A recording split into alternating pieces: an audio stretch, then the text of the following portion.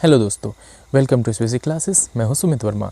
अगर आप लोग मध्य प्रदेश से हैं और इंतज़ार कर रहे हैं कि ईएसबी अपनी पेंडिंग रिज़ल्ट्स जारी करेगा, जिनमें कि मध्य प्रदेश पुलिस भर्ती परीक्षा है, इसके अलावा जेल प्रहरी, इसके अलावा फॉरेस्ट गार्ड, इसी तरह की अन्य और भी भर्ती परीक्षाएं हैं, जिनमें 6 भर्ती परीक्षाएं ऐसी हैं जिनके परिणाम नहीं आए हैं। और इसके अलावा पटवारी भर्ती भी हुई थी जो घोटाले में फंस गया और अब तक उसकी जांच रिपोर्ट सामने नहीं आई है।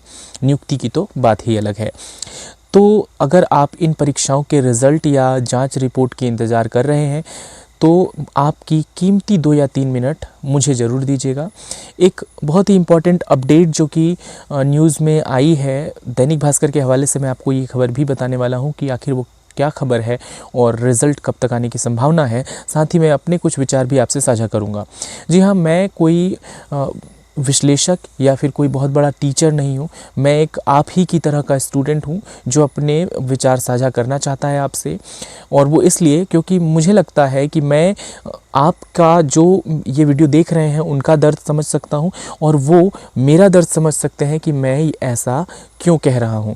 तो इससे पहले कि मैं अपने विचार आपसे साझा करूँ, मैं सबसे पहले वो न्यूज़ आपको दिखाता हूँ। उस न्यूज़ में क्या अपडेट सामने आया है, उसके बाद हम बात करेंगे उस न्यूज़ से जुड़ी हुई कुछ अपने विचारों के बारे में। तो चलते हैं सीधे पहले उस न्यूज़ पर और जान लेते हैं कि क्या अपडेट है हमारे रिजल्ट्स को लेकर। तो दोस्तों, आप देख सकते हैं कि ये 18 जनवरी 2024 की न्यूज़ है दैनिक भास्कर की, जिसमें जो हेडलाइन है वो कुछ ऐसा है कि यूपीएससी और पीएससी की परीक्षाएं भी हो रही हैं और रिज़ल्ट भी घोषित हो रहे हैं, लेकिन ईएसबी ने 7 महीने से 6 परीक्षाओं के रिज़ल्ट जारी नहीं किए। 15 लाख अभ्यर्थी अधर में हैं। इन्हीं 15 लाख में से आप और मैं, हम भी शामिल हैं। अब देखते हैं कि इसके भीतर क्या कुछ कहा गया है। तो इस आर्टिकल में कहा गया है कि मध्य प्रदेश लोक सेवा आयोग, पीएससी और यूपीएससी लगातार विभिन्न परीक्षाएं आयोजित भी कर रहे हैं, इंटरव्यू भी हो रहे हैं, रिजल्ट भी घोषित कर रहे हैं, लेकिन कर्मचारी चयन मंडल मतलब ईएसबी ने पिछले 7 महीने से प्रमुख परीक्षाओं के परिणाम ही घोषित नहीं किए।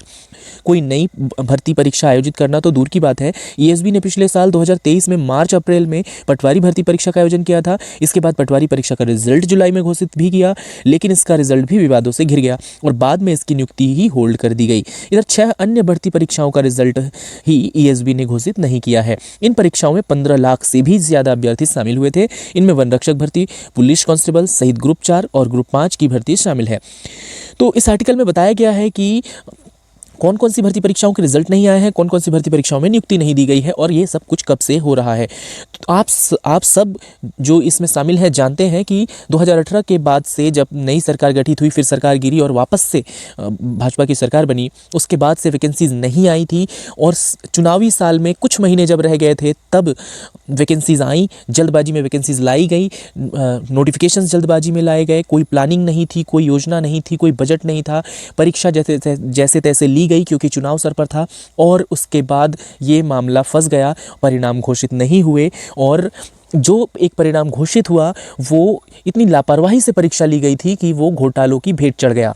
इस वजह से हम सब आज इस मुसीबत में, इस बीच मझधार में फंसे हुए हैं और साथ ही साथ लगभग 5 साल हो गए जब प्रॉपर कोई वैकेंसी एमपी में नहीं आई है, जिसके वजह से ओवर एज हो चुके हैं हम जैसे स्टूडेंट्स, जिसकी नुकसान की भरपाई कभी भी नहीं कर पाएगी कोई भी सरकार।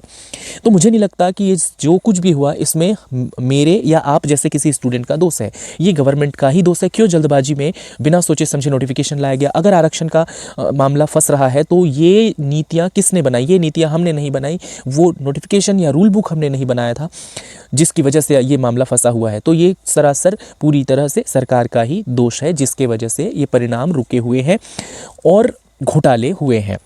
आगे इसमें कुछ और भी डिटेल्स दिए गए हैं जो हर वीडियो में मैं बता चुका हूं, तो उसके बारे में मैं ज़्यादा कुछ जिक्र नहीं करूंगा, लेकिन उन परीक्षाओं को देख सकते हैं आप यहाँ पर कि कौन कौन सी ऐसी भर्ती परीक्षाएं हैं और कौन सी तिथि पर ये आयोजित किए गए थे।